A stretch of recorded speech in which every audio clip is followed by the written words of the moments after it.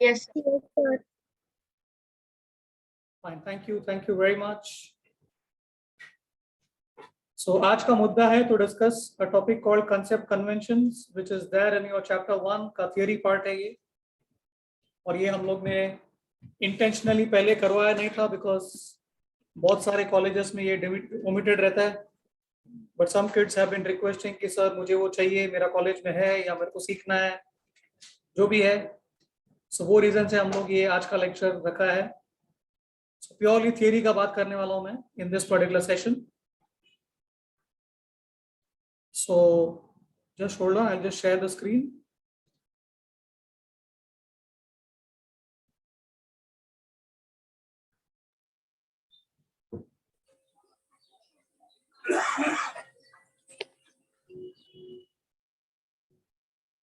So I hope all of you can see my screen. Yes, sir. Yes. Yes, sir.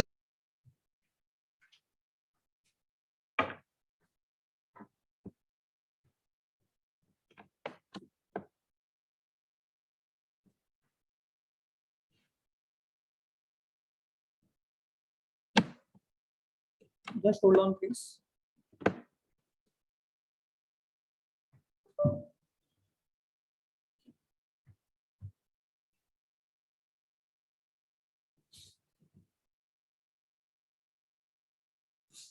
So chapter 1 में there is a part called accounting concepts. सबको मिला? Yes, sir. Yes, sir. इंसा का text book में page number 6 में है. So now what are concepts? Concept का मतलब क्या होता है? According to you, concept मतलब क्या?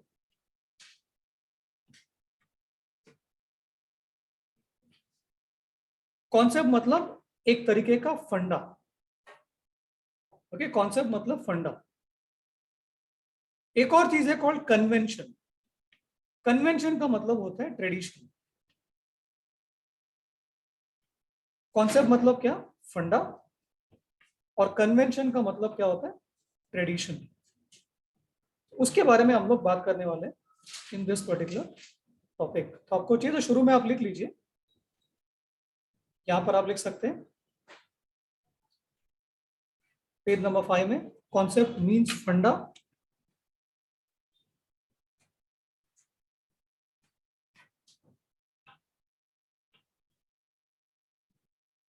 बराबर. Convention means tradition.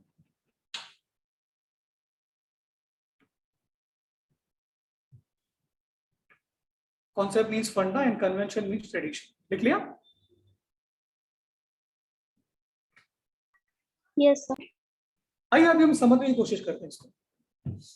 सबसे पहला कॉन्सेप्ट है एंटिटी कॉन्सेप्ट. अभी इतना दिन से मैं बीके पढ़ा रहा आप लोग को, और अनगिनत बार मैंने आप लोग को बोला रहेगा ऐसा ही कि business is different from businessman. बोला मैंने ऐसा?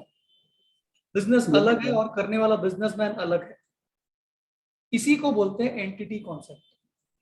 तो एंटिटी कॉन्सेप्ट क्या एम्फसाइज करता है कि धंधा अलग है और धंधा करने वाला बिजनेसमैन अलग है. दोनों एक समान नहीं होते. तो ये कॉन्सेप्ट क्या इंश्योर करता है कि बिजनेसमैन अपना पर्सनल खर्चा को बिजनेस के साथ मिक्स नहीं करेगा. उसका पर्सनल एक्सपेंस को हम लोग क्या नाम से लिखते हैं, याद करो? ड्रॉइंग्स बोल के लिखते हैं. और आपको अगर याद रहेगा तो जब मैंने आपको डेफिनेशंस बढ़ाया था कैपिटल का, तब मैंने आपको ये बोला था कि कैपिटल बिजनेस के लिए एक लायबिलिटी है. करेक्ट? लाइट बंद है ना पीछे का, सब लाइट बंद करके. तो कैपिटल बिजनेस के लिए लायबिलिटी है. तो क्यों लायबिलिटी है capital? Because of entity concept. देखना आगे का और कुछ होने का देखना. सो बिजनेसमैन अलग है और बिजनेस अलग है. इसकी वजह से ही जो है हम लोग कैपिटल को बिजनेस का लायबिलिटी बोल के मानते हैं. Am I clear? मतलब ऐसा मानते हैं कि बिजनेसमैन ने बिजनेस को दिया है and the business has to give it back to the businessman. इसके लिए कैपिटल बिजनेस के लिए लायबिलिटी है. क्लियर? तो यही सब लिखा है एंटिटी कॉन्सेप्ट में. तो आपका एग्जाम में ऐसा क्वेश्चन आ सकता है, डिफाइन एंटिटी कॉन्सेप्ट या right a note on entity concept. ऐसा क्वेश्चन आ सकता है, तभी आपको ये लिखना पड़ेगा. तो क्या क्या लिखना है मैंने मार्क करके देता हूं. तो for accounting purpose business is treated as a separate entity from its proprietor. Okay, this concept helps in keeping the private affairs of proprietor away from business affairs. Thus, if a proprietor invests rupees 1 lakh in the business, it is deemed that the proprietor has given 1 lakh to the business and is shown the liability of the books of the business. Almost पूरा ही लिखना है आपको. ये भी आप लिख सकते हैं. Similarly, if the proprietor withdraws 10,000 from the business, it is deducted from his capital. Drawings को हम लोग कैपिटल से माइनस करेंगे. क्लियर? तो ये हो गया एंटिटी कॉन्सेप्ट. नेक्स्ट है मनी मेजरमेंट कॉन्सेप्ट. तो ये कॉन्सेप्ट क्या बोलता है कि अपना बुक्स में हम लोग वही चीज को रिकॉर्ड कर सकते हैं which can be expressed in terms of money. जो चीज हम लोग मनी के तौर पे एक्सप्रेस कर सकते हैं वही चीज को बुक्स में हम रिकॉर्ड करेंगे. मतलब जो भी ट्रांजैक्शंस और जो भी इवेंट्स को हम लोग पैसे के तौर पे तोल मोल के नहीं बोल सकते हैं, उसको हम लोग बुक्स ऑफ अकाउंट में नहीं लिखेंगे, चाहे वो चीज कितना भी इंपॉर्टेंट क्यों ना हो. अभी let's take an example. Suppose now let us say कि सुगम जो यहाँ बैठा है मेरे सामने अभी, ही इज माय कस्टमर. सुगम मेरा कस्टमर, और मालूम पड़ा सुगम बहुत ऑनेस्ट है. तो मैं ऐसा बोलूं क्या कि सुगम 50 किलो ऑनेस्ट है और किलो का लाख रुपया. So honesty of Shubham 50 lakh रुपया. क्या मैं इसको ऐसा बोल सकता हूँ? So honesty of Shubham cannot be expressed in terms of money. Shubham का height cannot be expressed in terms of money. Shubham का weight cannot be expressed in terms of money. तो ये सब चीज मेरा बुक्स में मैं रिकॉर्ड नहीं करेगा. Am I clear? तो फिर क्या रिकॉर्ड करेगा? अगर मेरा कस्टमर है शुभम तो मैं लिखेगा मैंने शुभम कितने रुपए का माल बेचा, उसने मुझे कितना पैसा दिया, सिर्फ यही मैं रिकॉर्ड करेगा. All those things which I am able to express in terms of money, only those things can be recorded. That is called money measurement concept. Let's take another example. Suppose Gauri जो यहाँ बैठी है मेरे सामने, मेरा business का right hand, उसको मेरा बारे में सब कुछ पता है. मेरा बिजनेस का, मैं कहाँ से माल खरीदता है, मेरे कितने सप्लायर्स है, ये वो सारे कॉन्ट्रैक्ट्स मालूम है उसको. और एक दिन अचानक वो छोड़ के चली जाती है मेरा बिजनेस को. And she joins my competitor. Cheat किया मेरे को. अब ये मुझे पता है कि गौरी के मेरे बिजनेस से जाने से और मेरे कॉम्पिटिटर को ज्वाइन करने से नुकसान तो होने वाले हैं. शायद नहीं भी हो सकता है. मालूम पड़ा गौरी बहुत अच्छी है और वहां से कोई मस्करी नहीं की, ये भी पॉसिबल है. But suppose I fear and I feel कि यस मेरे को लॉस होगा गौरी के जाने की वजह से. बट ये लॉस कितना होगा इसको मेजर करना मुमकिन नहीं है ना अभी की तारीख में. तो गौरी का रेजिग्नेशन को भी मैं पैसे के तौर पे तोल मोल के नहीं बोल सकता, उसको मैं बुक्स में नहीं ले सकता. समझ गया? तो मनी मेजरमेंट कॉन्सेप्ट क्या बोलते हैं समझ गया? जो चीज आप मनी के तौर पे एक्सप्रेस कर सकते हो वही चीज को बुक्स में लिखने का. सो वहां पे मार्क करो. In accounting everything is recorded in terms of money. सब कुछ मनी के तौर पे recorded. Events and transactions which cannot be expressed in terms of money are not recorded in the books of accounts, even if they are very, very important or useful to the business. ये सब mark करना है आपको. तो purchase and sale of goods, payment of expenses, receipt of income, ये सब monetary transactions तो हमको books में रिकॉर्ड करना है.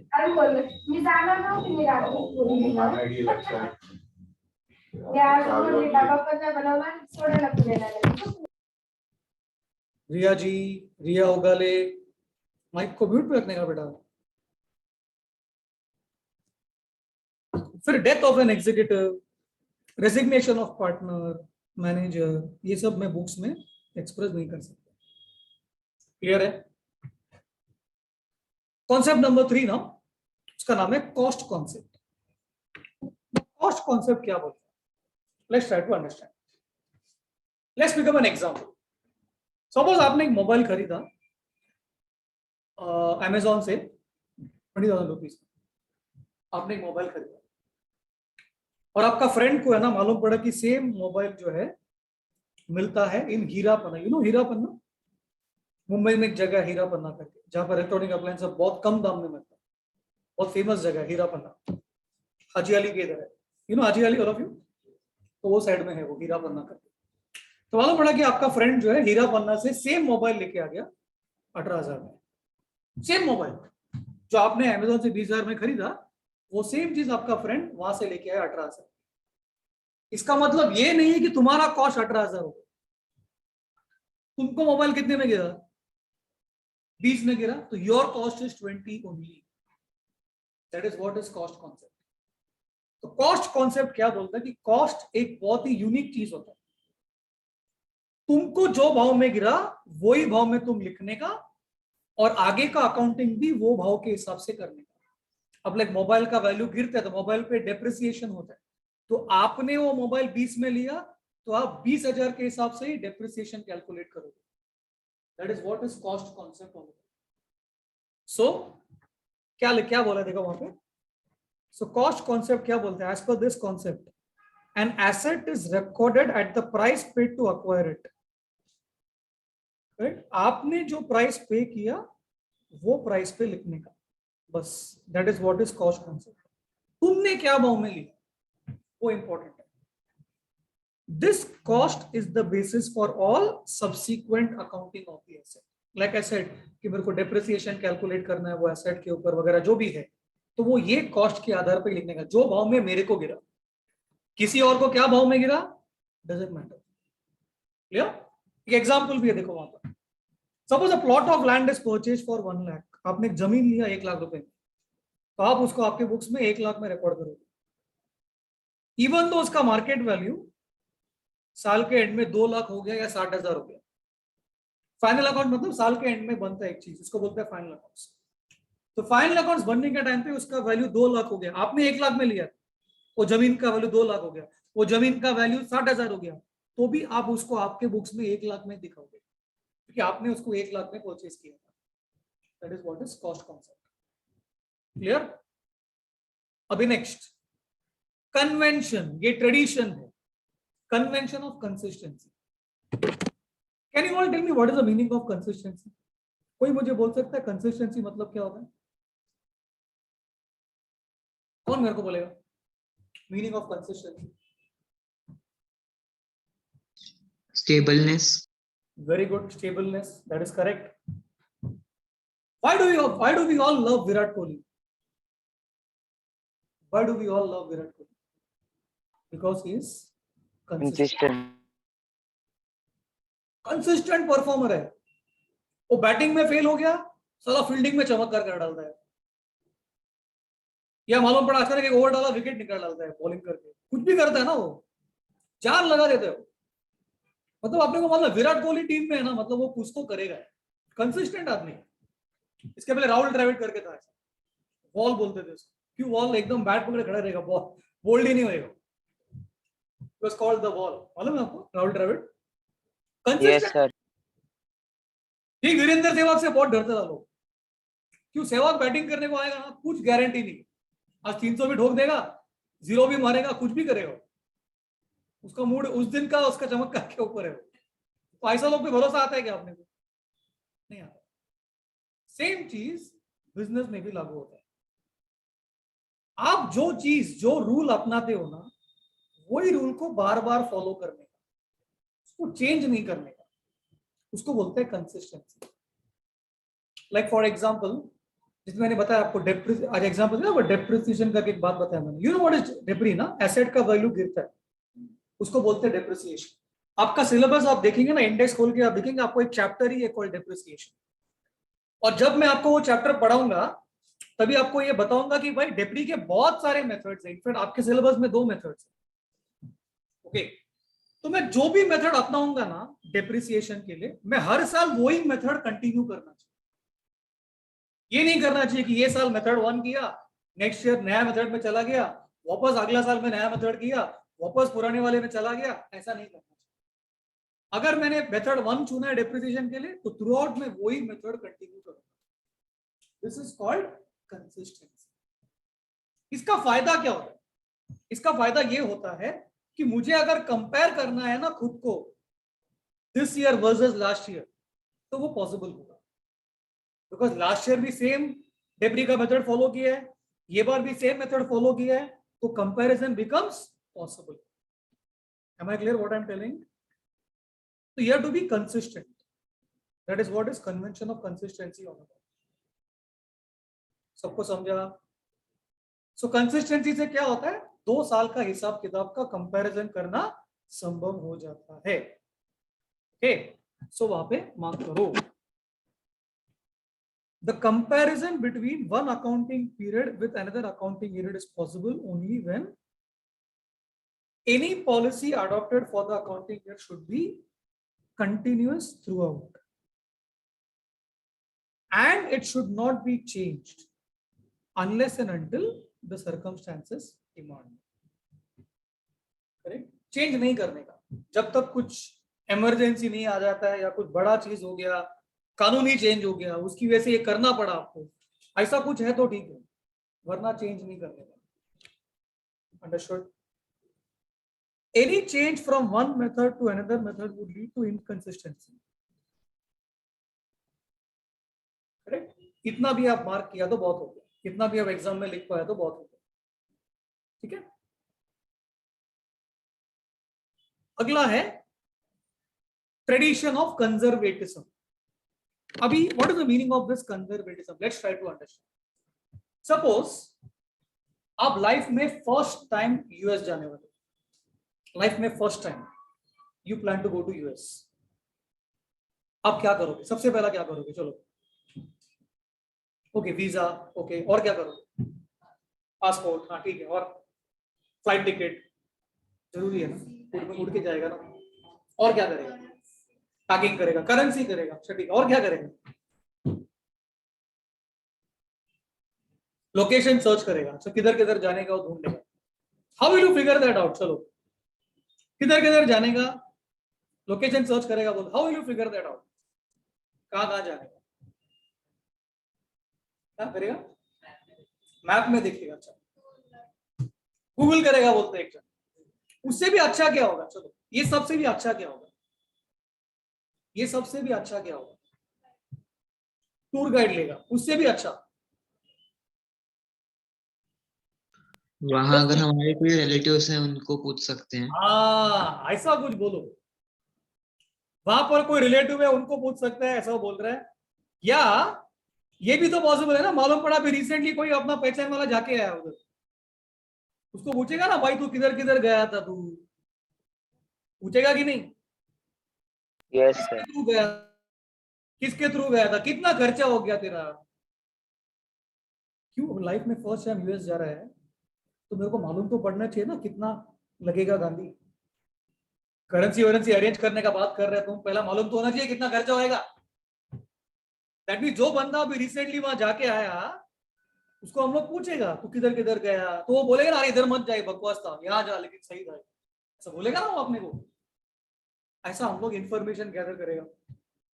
ऑब्वियसली उसको पूछेगा भाई कितना खर्चा आया, तो मालूम पड़ा सपोज वो आदमी बोलता है कि यार 1.5 लाख के आसपास खर्चा हुआ मेरा पर पर्सन, घूमने फिरने का, खाने पीने का, सब ऐसा. तो आप क्या करेंगे? बराबर 1.5 लाख रुपया पर पर्सन लेके जाएंगे?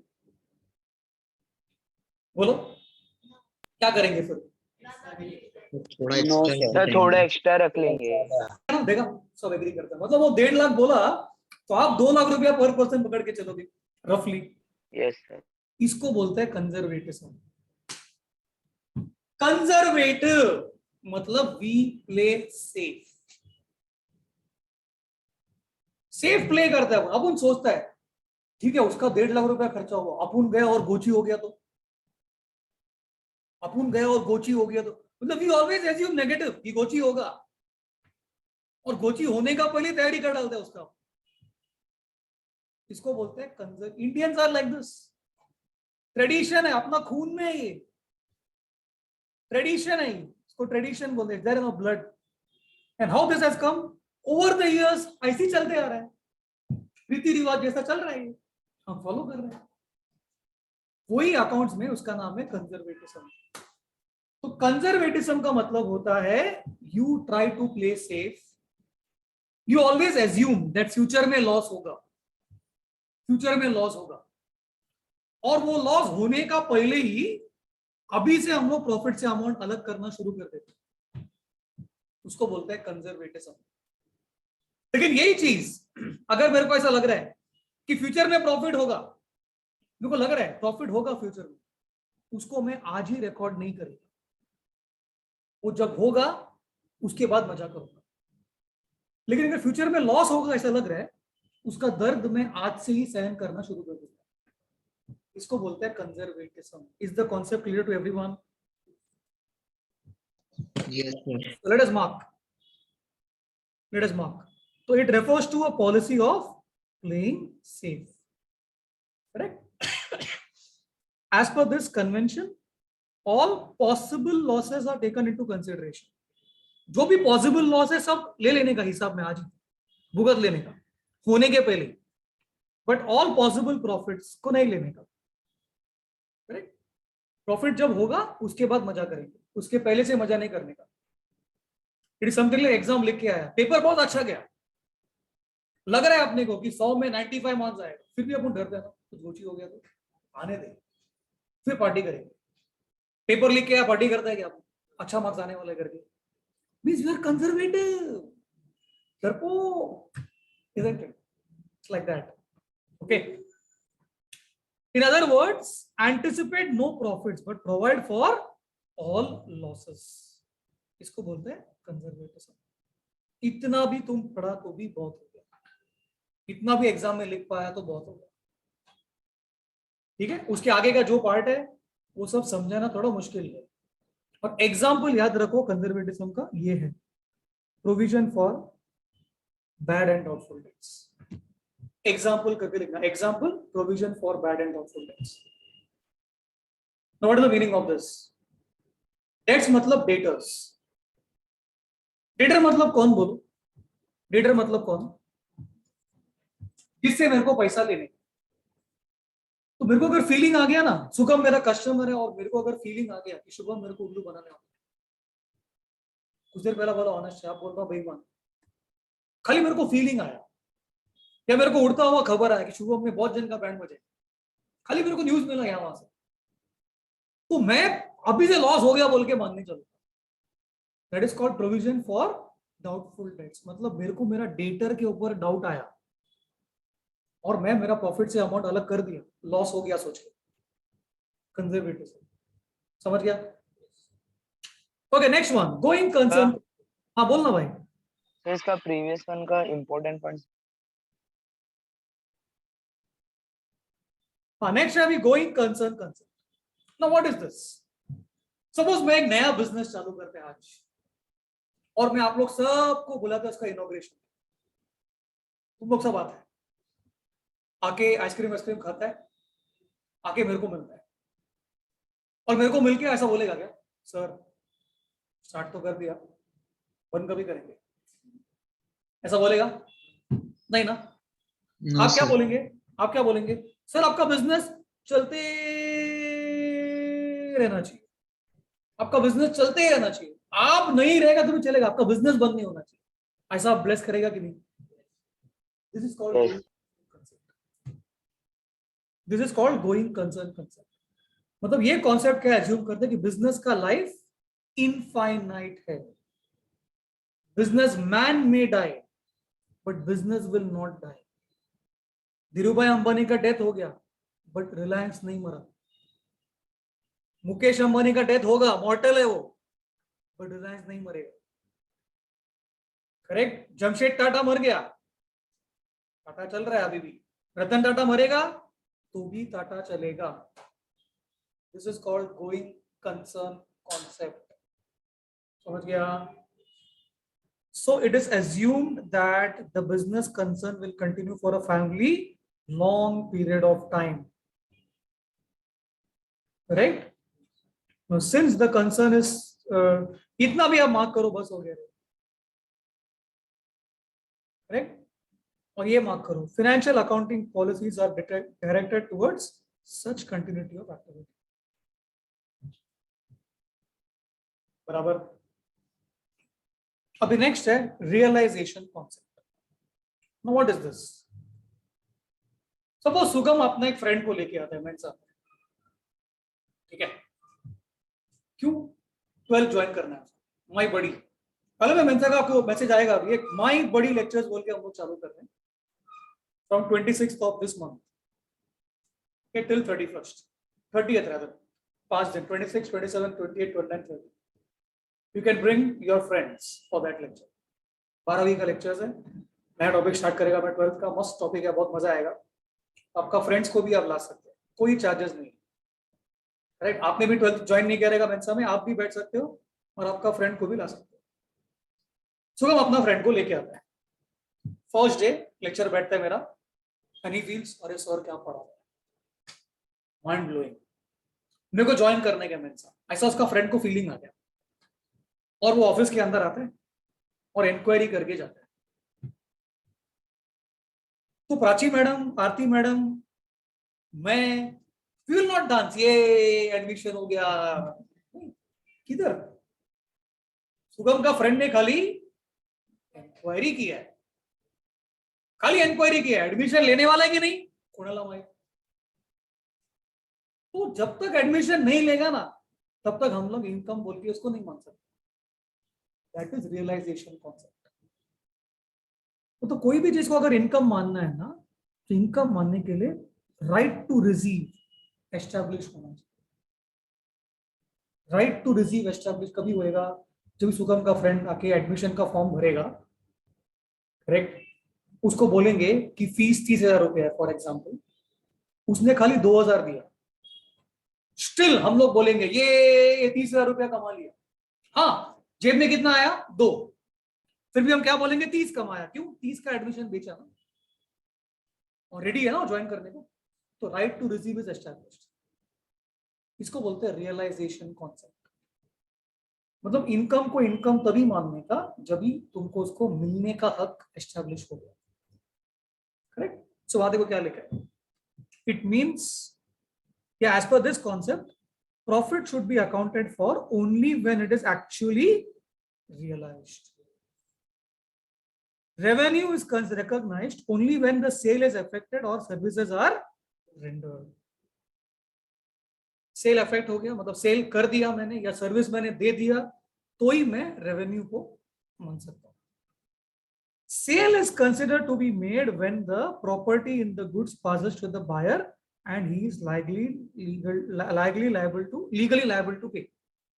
मैंने माल उसको दे दिया, नोटबुक सब दे, टेक्स्ट बुक सब दे दिया उसको, करेक्ट? एडमिशन दे दिया उसको, मेंसा का लिस्ट में ऐड कर लिया उसको, now he is liable to pay, तभी मैं इसको इनकम मान सकता हूं। That is realisation concept. Okay, next accrual concept. अब ये एक्रूअल कॉन्सेप्ट का मतलब क्या होता है? Let's try to understand. एक एग्जांपल लेते हैं। सपोज मेरे को ये जो है तेजस, वो बोलते हैं सर 24 तारीख को क्या मालूम है क्या? मैंने बोला क्या है रे? सर याद करो 24 दिसंबर को क्या होने वाला है। मैं बोला यार मेरे को नहीं मालूम। तो ही सेज आपको मालूम है क्या होने वाला है 24 दिसंबर को? क्या होने वाला है 24 दिसंबर को? कुछ तो होने वाला है, कौन बोलेगा? 1983 पिक्चर रिलीज होने वाली, वो किसके ऊपर है मालूम है क्या? वर्ल्ड कप विन के ऊपर है। मालूम है India one the world cup? Yes sir, 1983 का। हाँ, कपिल देव। को हुई है 24 तारीख को आने वाला। तो जो अपना तेजस भाई है मेरे को बोलते हैं सर चलते हैं ना अपन। ही फील्स कि मैं क्रिकेट का बहुत बड़ा फैन है, जो कि मैं हूँ, तो ही फील चलते हैं ना अपन। मैं बोला देख यार मन फ्रेंड है, एकदम खड़की है, नहीं आ सकता मैं प्लीज। वो बोलते अरे सर काय को टेंशन लेते हैं आप, मेरे को बाद में दो ना, बाद में दो, मैं सब जुगाड़ करता है, कॉम्बो ऑफर चल रहे हैं, ticket, popcorn, Pepsi, Thums Up सब पिलाएगा मैं आपको, आप आ जाओ बस, आप खाली वहां आओ बस। इतना मेरे को उसने पेस्टर किया तो मेरे को भी लगा चल यार बेचारा बहुत मांग रहा है, मैंने हाँ बोल दिया उसको। और तेजस ने मेरे लिए भी करेक्ट टिकट खरीद लिया, पॉपकॉर्न का कॉम्बो ऑफर लिया, मतलब पॉपकॉर्न, नाचोस, ये वो सब बुक कर दिया उसने मेरे। और मुझे बोला सर 800 रुपया होता है आपका। तो उसने बोला, मैंने बोला ठीक है डन, तेरे को बाद में दूंगा। और मैं गया पिक्चर देख के आ गया। अब पिक्चर देख के आया, मैंने एक भी रुपया दिया नहीं, फिर भी मैं बोलूंगा कि 800 रुपया खर्चा हो गया। समझा मैं क्या बोल रहा है? मैंने 1 रुपया नहीं दिया, स्टिल आई विल से 800 रुपया खर्चा हो गया। क्यों? मैं जाके आया ना, पिक्चर देखा ना मैंने, 800 रुपया खर्चा, मैंने दिया नहीं, पर देना तो है ना। इसको बोलता है एक्रूअल कॉन्सेप्ट। एक्रूअल कॉन्सेप्ट का मतलब बहुत सिंपल बात है, पैसा दिया तो ही खर्चा बोल के नहीं मानने का। मजा करके हो गया ना, खर्चा हो गया बॉस। यह गौरी बोलती है मेरे को पार्ट टाइम जॉब करने का, उसको मेंसर में हायर किया, बोला महीने का पगार 6,000 रुपए आ जा। फुल मंथ काम किया गौरी ने, पगार तो दिया नहीं अभी तक, ठीक है। दैट डजंट मीन खर्चा नहीं हुआ। गौरी ने काम किया ना पूरा महीना, मतलब मेरे को देना ही है ना पैसा हाथ में तो कल, तो I will still take it as expense even though I have not paid it. अक्सर क्या लगता है, सर पैसा दिया तो ही खर्चा है ना, दिया ही नहीं तो खर्चा किधर है? ऐसा नहीं होता। सेम चीज गौरी के लिए भी है। वो क्या बोलेगी, मैंने पूरा महीना काम किया ना, मतलब मैंने तो कमाया, मेरा जेब में पैसा नहीं आया तो क्या हुआ, मैंने काम तो किया ना, तो वो भी इनकम मानना शुरू कर देगी। इसको बोलता है एक्रूअल कॉन्सेप्ट। एक्रूअल का मतलब समझ गया आपने को? मतलब पैसा आना या पैसा जाना ये इंपॉर्टेंट नहीं होता।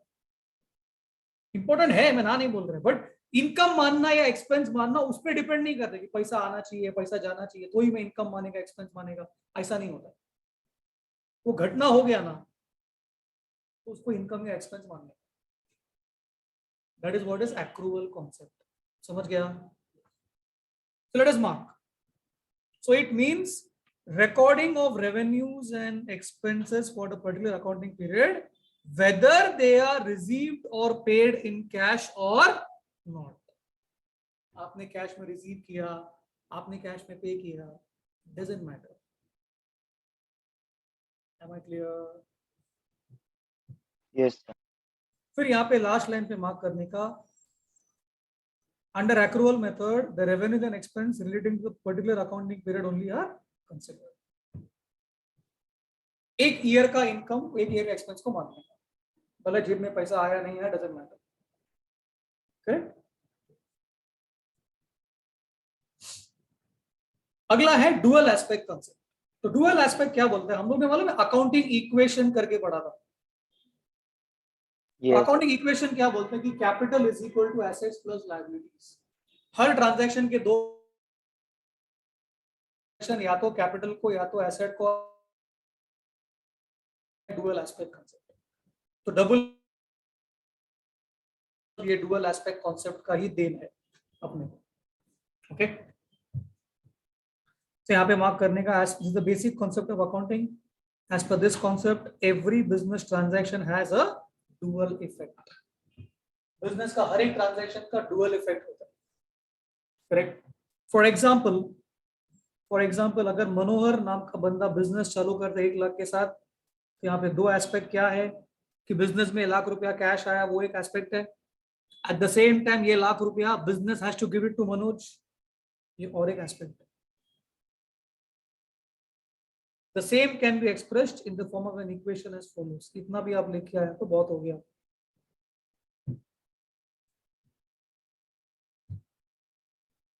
करेक्ट? इतना भी आप याद रख पाया, बहुत बड़ी बात है, बहुत बड़ा अचीवमेंट। ठीक है?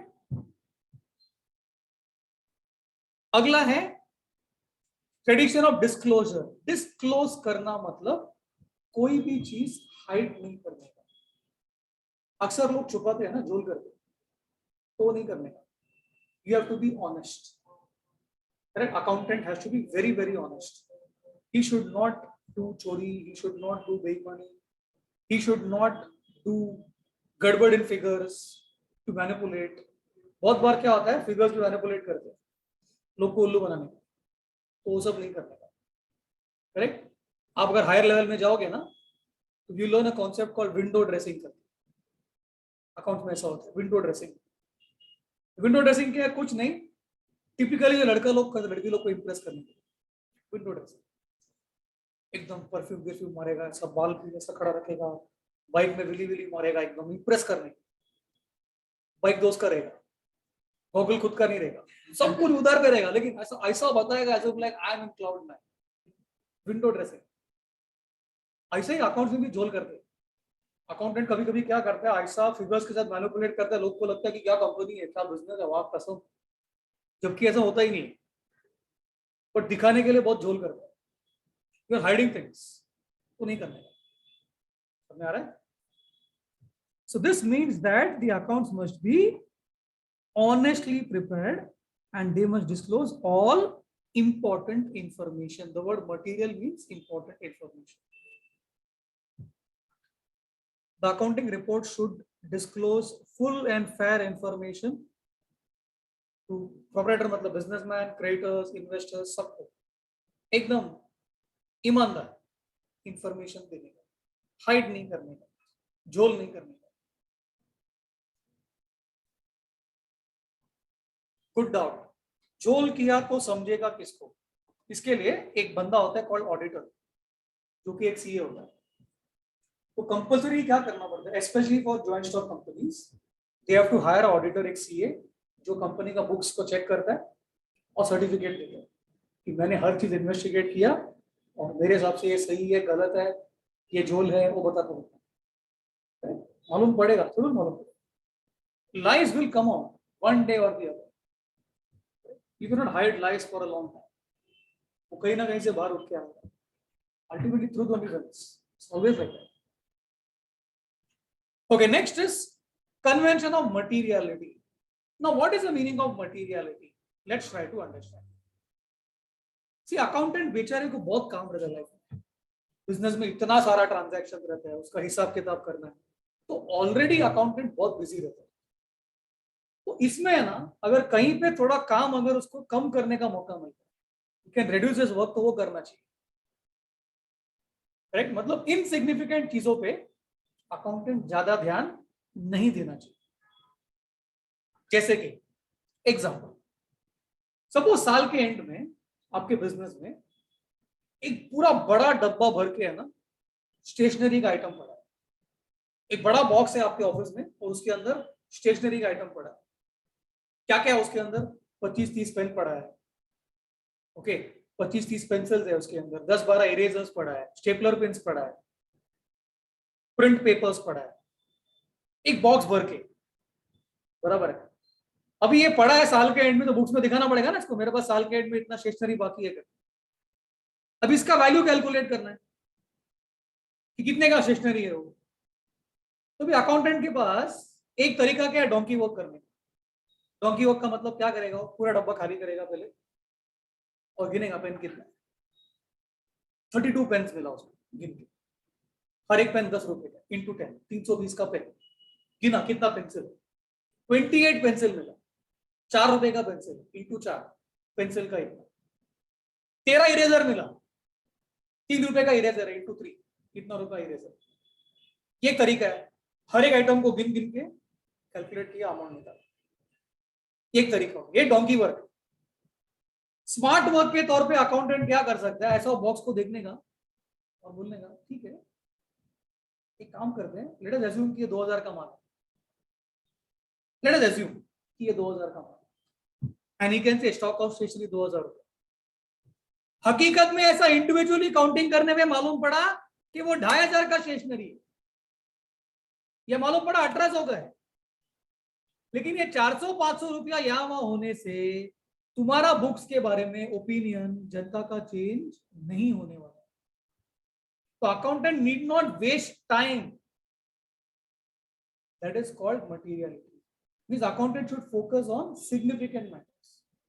इनसिग्निफिकेंट मैटर्स में वो ऐसा जजमेंट ले सकता है, ठीक है, ठीक है इसको 2000 पकड़ते हैं, हकीकत में वो 2200 का है, 1800 का है, डजंट मैटर, चल इतना 19-20 चल रहा है। बहुत बड़ा नहीं होना चाहिए, मालूम पड़ा 10,000 का है वो, लेकिन 2000 बोल के ले लिया, ऐसा नहीं होना चाहिए। 300-400 रुपया इधर उधर चलता है। तो ये जजमेंट अकाउंटेंट को करने को आना चाहिए, that is what is called materiality. He should use common sense. अभी और एक एग्जांपल लेते हैं, कैलकुलेटर सुना रहेगा, पता रहेगा आपको कितने का आता है? अच्छा कैलकुलेटर 400-500 रुपए का आता है और कम से कम 3-4 साल टिकता है। अच्छा वाला कैल्सियम लेगा, कैसियो वगैरह का लेगा 3-4 साल टिकता भी है, फिर भी आप उसको एसेट मानने की जरूरत नहीं है, आप उसको एक्सपेंस बोल के मानो, इवन दो 4 साल आप यूज करते हैं। क्यों? अगर आप उसको एसेट बोल के मानोगे, आपको उसके ऊपर डेप्रिसिएशन कैलकुलेट करते रहना पड़ेगा, मगजमारी बढ़ेगा आपको। तो अकाउंटेंट को जरूरत नहीं है उसको एसेट बोल के मानना, वो पूरा 500 को एक ही साल का एक्सपेंस बोल के भी वो मान सकता है। That is what is materiality. Clear? So the accountant should not attach importance to should attach importance to material details and ignore insignificant details. सिर्फ मटेरियल डिटेल्स पे ध्यान देने का और इनसिग्निफिकेंट डिटेल्स को इग्नोर करने का। अगर ये नहीं करेगा तो क्या होएगा? If this is not done, accountant will be overburden with minute details. पागल हो जाएगा, छोटा छोटा चीज देखना पड़ेगा, पागल हो जाएगा। So therefore, keeping this convention of materiality in view, unimportant items are either left out or merged with other items.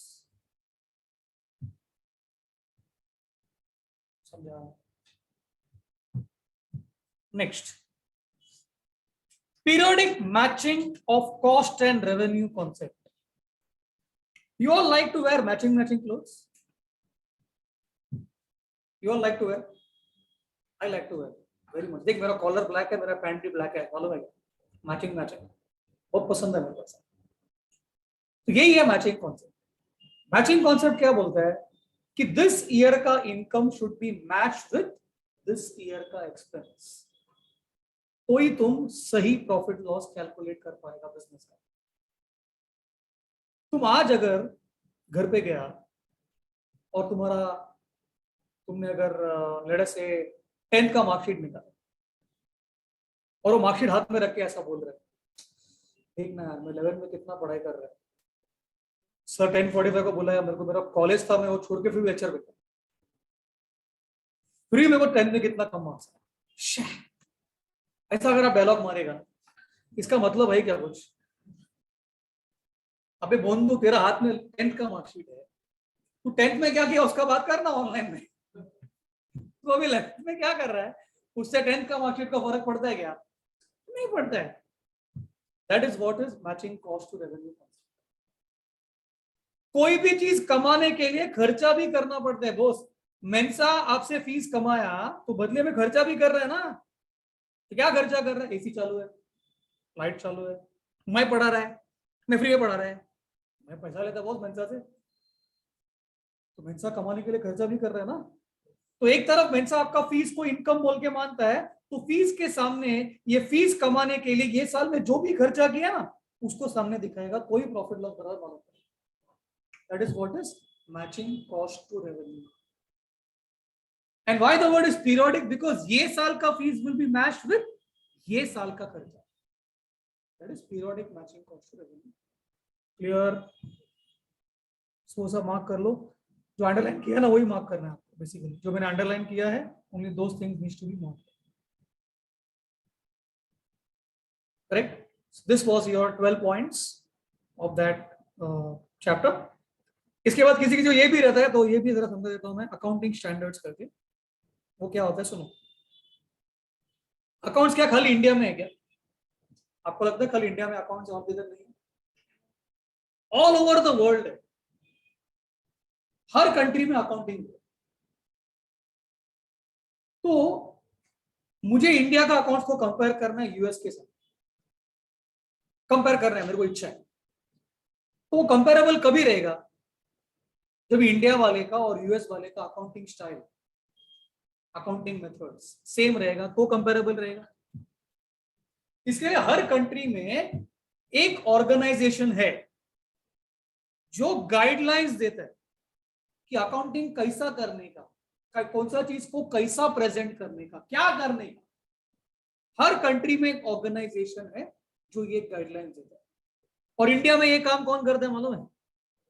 ICAI, institute of chartered accountants of India. जो लोग सीए करते हैं, आप में से कुछ कुछ लोग रहेंगे सीए करने वाले रहेंगे, तो आप लोग का जो इंस्टीट्यूट है सीए इंस्टीट्यूट, वो गाइडलाइंस देते हैं। वो गाइडलाइंस को बोलते हैं accounting standards. So accounting standards क्या है, देखो मैंने मार्क करके दिया. प्रोवाइड द फ्रेमवर्क मतलब गाइडलाइंस, एंड नॉर्म्स, नॉर्म्स मतलब क्या, rules to be followed in accounting, so that the financial statements of different enterprises मतलब different companies, okay, enterprise मतलब companies, becomes comparable. तो बहुत सारे अकाउंटिंग स्टैंडर्ड्स है. To be very exact, ICAI ने आज तक 32 अकाउंटिंग स्टैंडर्ड इश्यू किए, 32 अलग अलग एरियाज ऑफ अकाउंटिंग. उसमें से कुछ इंपॉर्टेंट वाले यहाँ पर है, और उसमें भी जो मैंने सर्कल किया है ना, वो ज्यादा इंपॉर्टेंट है आपके लिए, क्योंकि आप वो सब पढ़ने वाले हो 12th में वगैरह सब में भी. AS2, AS3, AS10, AS9, ये सब इंपॉर्टेंट वाला. ये 4-5 नाम भी आप याद रखा तो बहुत बड़ी बात. AS2 के बारे में, AS2 में क्या लेगा, इन्वेंट्रीज. इन्वेंट्रीज का मतलब क्या होता है, स्टॉक. तो साल के एंड में जो स्टॉक है ना आपके बिजनेस में पड़ा है माल, उसका वैल्यू कैसा निकालने, उसके ऊपर एक अकाउंटिंग स्टैंडर्ड है. कैश फ्लो स्टेटमेंट, इसका मतलब क्या, हम पढ़ेंगे 12th में चैप्टर है आपको, उसमें आप ये पढ़ेगा अच्छा कैश फ्लो स्टेटमेंट क्या होता है. रेवेन्यू रिकॉग्निशन जो आज हमने पढ़ा, रियलाइजेशन कॉन्सेप्ट, वो उससे कनेक्टेड है. AS9 उससे कनेक्टेड है. फिक्स्ड एसेट्स के बारे में आप पढ़ेंगे. अकाउंटिंग 2 नहीं है वो, अकाउंटिंग ऑफ फिक्स्ड एसेट्स है. वो 2 टाइप हुआ है, वो ऑफ है. ठीक है. फिर लास्ट है इंटरनेशनल फाइनेंशियल रिपोर्टिंग स्टैंडर्ड्स. अभी आईसीआई तो इंडिया वाला है, अभी क्या हो रहा है, ग्लोबल लेवल में इन लोग का शादी हो रहा है. मतलब ICI is getting married with somebody else. ऐसा ग्लोबल लेवल में सारे कंट्रीज का मैरिज होके एक इंटरनेशनल बॉडी बन रहा है, और वो इंटरनेशनल बॉडी आज के तारीख में गाइडलाइन दे रहे हैं. उसको बोलते हैं IFRS, international financial reporting standards. So हर कंट्री का जो बड़ा बड़ा बॉडी है, उन लोग शादी कर रहा है, और वो लोग शादी करके एक सिंगल बॉडी बना रहा है ग्लोबली. मतलब पूरा दुनिया में एक ही बॉडी होगा, उसकी ओर सब लोग चल रहे हैं आगे. तो कुछ सालों का ऐसा होगा कि पूरा ग्लोबल में one body which gives guidelines, और उनका गाइडलाइंस का नाम क्या है, इंटरनेशनल फाइनेंशियल रिपोर्टिंग स्टैंडर्ड्स. और वही चीज जब इंडिया अडॉप्ट करेगा तो इंडिया में उसका नाम क्या बन जाएगा, इंड AS बोलेंगे. पहला क्या नाम था, अकाउंटिंग स्टैंडर्ड्स. अभी उसको क्या नाम चेंज करने वाले वो लोग, इंड AS, बिकॉज ग्लोबल वाले को इंडिया अडॉप्ट करने. तो बड़े पैमाने पे काम हो रहा है इंड AS IFRS के ऊपर, बड़े पैमाने पे काम हो रहा है. तो ये थोड़ा बहुत याद रखने का, करेक्ट. एग्जाम में गलती से पूछ लिया तो थोड़ा बहुत लिखने का. सो इंडिया का अकाउंट्स को कंपेयर करना है दूसरा कंट्रीज के साथ, उसके लिए ये है. ठीक है. तो ये हो गया अपना चैप्टर 1 का थियरी वाला पार्ट, जो कुछ कुछ कॉलेजेस में आएगा. तो क्या क्या पूछ सकते हो लोग, इसके आधार पे ऑब्जेक्टिव क्वेश्चन पूछ सकते हैं, या इसी को डिफाइन करके पूछ सकते हैं. तो जो मैंने मार्क किया वो सब पढ़ने का, तो वो पढ़ेगा तो आपका ऑब्जेक्टिव वाला पार्ट भी कवर हो जाएगा, और अगर डिफाइन या क्वेश्चन आ गया 2 मार्क का तो आप लिख सकेंगे. ठीक है. Thank you very much everyone, good day, bye. And याद रखो 26 दिसंबर से माई बड़ी लेक्चर्स चालू हो रहे हैं. 12th का डेमो लेक्चर्स है, वो आप भी अटेंड कीजिए, और आपका फ्रेंड्स को भी लाइए. उनके लिए कोई चार्जेस नहीं, खाली बोलना है पहले मैं लेके आ रहा हूँ इसको करके बस. ठीक है. Yes. Thank you. Online plus offline. Thank you, sir. ठीक है. बाय.